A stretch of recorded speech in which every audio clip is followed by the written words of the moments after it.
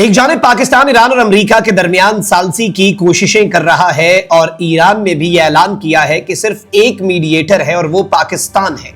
लेकिन अब अचानक से सूरत हाल परेशान कुन हो चुकी है। तो यूएस के एक रिटायर्ड जनरल हैं जैक कीन, इन्होंने बोला क्या है जनरल साहब ने, सबसे पहले इनका ये बाइट सुनिए। That complicate this. Take a look at the mediator, the Pakistanis and the Qataris. They are compromised, Stuart, historically well known in the region by the countries in the region as well as our intelligence agency that they favor Iran at the expense of the United States. ये कहते हैं कि बहुत बड़ी गलती करी जो US ने पाकिस्तान और कतर के ऊपर ट्रस्ट किया। इमरान साहब, डोनाल्ड ट्रंप ने भी इस बार जब मीडिएटर्स के नाम लिए तो उसने पाकिस्तान का नाम उसमें नहीं लिया था। तो आपने हुर्मुज़ के रूट्स का पाकिस्तान से ताल्लुक तो है, लेकिन पाकिस्तान इन्वॉल्व नहीं है। कि अमेरिका बहादुर ने इनके ऊपर 2-3 जिम्मेदारियां लगाई थी, वो अब तेजी से इनके ऊपर फिर नाजल हो रहे हैं। लाइबिलिटी बनती है। लंच मीटिंग जो थी ना, फ्री लंच नहीं था। उस फ्री लंच के बदले में आपको पता है उसने कहा था कि पाकिस्तान का नाम लेके कहा था कि मैं चाहूंगा कि ये इब्राहिम अकॉर्ड का हिस्सा बन जाए। इब्राहिम अकॉर्ड का मतलब है कि आपने इसराइल को तस्लीम करना है। उसके लिए आपको पाकिस्तान के अवाम पे कंट्रोल चाहिए। आपने टेस्ट कर लिया। मैं जब मुशाहिद हुसैन से बात किया तो बड़े गंगो थे हम, वी हैव अराइव्ड।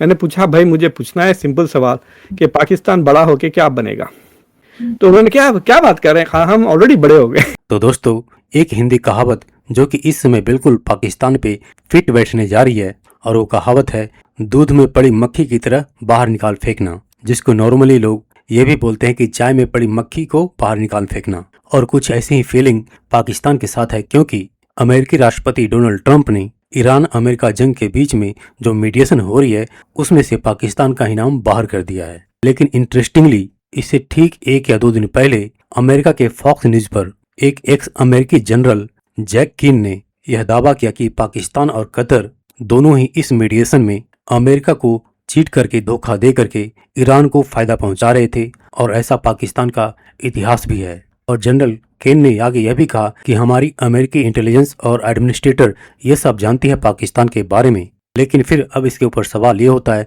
कि फिर क्यों अमेरिका यानी डोनाल्ड ट्रंप पाकिस्तान को न सिर्फ मीडिएशन के लिए साथ में लाया, बल्कि जो खूब तारीफें की गई पाकिस्तानी लीडर्स की, आखिर वो क्यों था।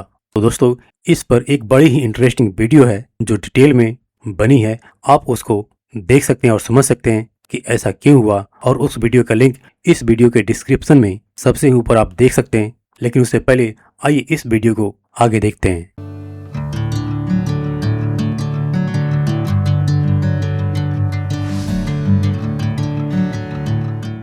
इमरान साहब, डोनाल्ड ट्रंप ने भी इस बार जब मीडिएटर्स के नाम लिए तो उसने पाकिस्तान का नाम उसमें नहीं लिया था। आप जब उसने कहा कि और उसमें उसने पाकिस्तान का नाम नहीं लिया था, इसका मतलब है पाकिस्तान बैक बेंचेस पे है इस वक्त मीडिएशन में, और मीडिएशन सिर्फ अरब खुद कर रही हैं, क्योंकि ट्रंप की सिर्फ मोहम्मद बिन सलमान से बात हुई है, बाकी ओमान और ईरान बात कर रहे हैं, और कतर बीच में एक फुटबॉल का रोल प्ले कर रहा है। तो सेंटर ऑफ स्टेज मोहम्मद बिन सलमान है, सब पीछे हट गए हैं। इस बार मोहम्मद बिन सलमान की ट्रंप से बात हुई है और वो ही कोई बातचीत कर रहे हैं।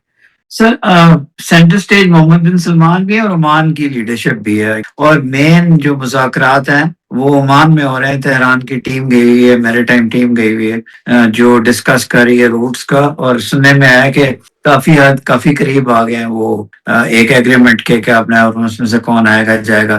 फिर उसके बाद आपकी बात बिल्कुल ठीक है, क्योंकि जो मैसिव अटैक करना था उससे सऊदी अरेबिया ने रोका है, और भी जीसीसी के मुल्कों ने रोका है कि भाई हमारे ऊपर अटैक हो जाएगा, अभी ये ना करो। तो इस दफा उन्होंने नाम सऊदी अरेबिया के लिए, पाकिस्तान है, पाकिस्तान मेन लीगल फ्रेमवर्क में टोटली इन्वॉल्व है। लेकिन ये चूंकि पार्ट 5 की बातें हो रही हैं और अपना हुर्मुज़ के रूट्स की, तो अपना हुर्मुज़ के रूट्स का पाकिस्तान से ताल्लुक तो है, लेकिन पाकिस्तान इन्वॉल्व नहीं है। मैं जब मुशाहिद हुसैन से बात किया तो बड़े गंगो थे हम, वी हैव अराइव्ड।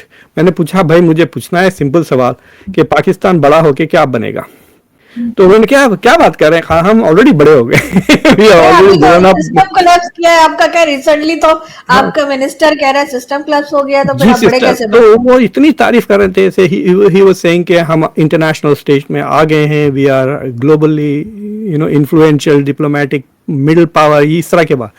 मैं बोला सर, मैं एक सेंटेंस में आई कैन डिस्क्राइब, आपकी सारी बातें मानकर मैं ये कह सकता हूँ कि भाई आप ठीक है, इंटरनेशनली आप हीरो है, डोमेस्टिकली जीरो हो गए, सो वो उनको पसंद नहीं आई। ईरानी सदर मसूद पज़ेश्कियान की जानिब से अहम ऐलान कर दिया गया है और ये वही इंटरव्यू है जिसमें मसूद पज़ेश्कियान की जानिब से इस बात का इजहार भी किया गया था, जिसमें उन्होंने इस्लामाबाद मेमोरेंडम ऑफ अंडरस्टैंडिंग का नाम लेकर इसे अपनी खारजा पॉलिसी की बुनियाद करार दिया है। ये बहुत ज्यादा अहमियत का हामिल है क्योंकि एक जानिब इस वक्त ईरान और अमेरिका के दरमियान ओमान और दीगर सालसीन के जरिए जो मुआहदा है उसके ऊपर बातचीत जारी है और इस बातचीत के दौरान ईरानियन प्रेसिडेंट अगर इस्लामाबाद मेमोरेंडम ऑफ अंडरस्टैंडिंग को अपनी खारजा पॉलिसी की बुनियाद करार दे रहे हैं तो इसका मतलब यह है कि वो अमेरिकन प्रेसिडेंट डोनाल्ड ट्रंप और इसराइली वजीर आजम नेतन्याहू के सामने इस बात का बरमला ऐलान कर रहे हैं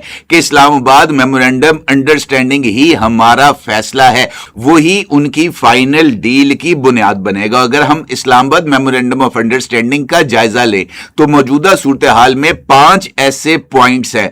मेरे नजदीक इसमें जो एक इंपॉर्टेंट नुक्ता है वो इसका आर्टिकल 8 है। आर्टिकल 8 के अंदर जो ये इस्लामाबाद मेमोरेंडम ऑफ अंडरस्टैंडिंग है उसमें कहा गया है कि तामीर नौ और माशी इमदाद यानी अमेरिका इलाकाई शुरका के साथ मिलकर ईरान की तामीर नौ और माशी तरक्की के लिए $300 अरब के मंसूबे का फ्रेमवर्क तय करेगा। अगर हम दूसरे एस्पेक्ट की बात करें तो इस आर्टिकल के अंदर जो है वो आर्टिकल 10 वो इसमें ये बात कही गई है, जो दूसरा आर्टिकल है, ईरान अपने एटमी प्रोग्राम में कोई नई पेशरफ्त नहीं करेगा और अमेरिका कोई नई पाबंदियां या मजीद फौज तैनात नहीं करेगा। ईरान ने न्यूक्लियर मटीरियल के खात्मे पर बातचीत पर आमादगी का इजहार किया है, अलबत्ता रिसर्च पर्पसेस, न्यूक्लियर मेडिसिन्स और एटमी रिएक्टर्स के लिए फ्यूल की तैयारी के लिए जो यूरेनियम इनरिचमेंट है वो जारी रहेगी। इसका मतलब है कि अगर अमेरिका का नॉड है या नहीं है, अरबों का नॉड उसके साथ है कि तुम ये कर लो, हम तुम्हारे साथ हैं, तो वो अरबों के नॉड पे कर रहा है। अरबों और अमेरिका दोनों के नॉट पे कर रहा है। अमेरिका भी अब निकलना चाहता है, अब बहुत क्लोज आ गया मिड टर्म्स के। अमेरिकन इलेक्टोरेट का जो मूड है वो प्रो पैलेस्टीनियन है।